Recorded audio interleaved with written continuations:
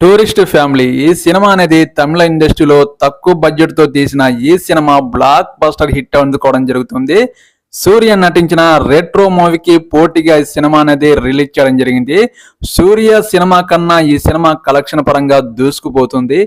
ఈ సినిమాలో అందరూ కొత్త వాళ్ళే. ఈ సినిమాలో సిమ్రాన్ తప్ప మనకెవరూ తెలియని నటులే. ఈ సినిమా అనేది హీరో శ్రీలంక నుంచి తమిళనాడుకి వలస రావడం జరుగుతుంది. తమిళనాడులోని ఒక కాలనీలో హీరో ఫ్యామిలీ నివసిస్తుంటారు. ఆ కాలనీలో మనుషులందరూ మానవత్వం మరిచిపోయి ఒకరికొకరు సంబంధం లేకుండా గడిపేస్తుంటారు.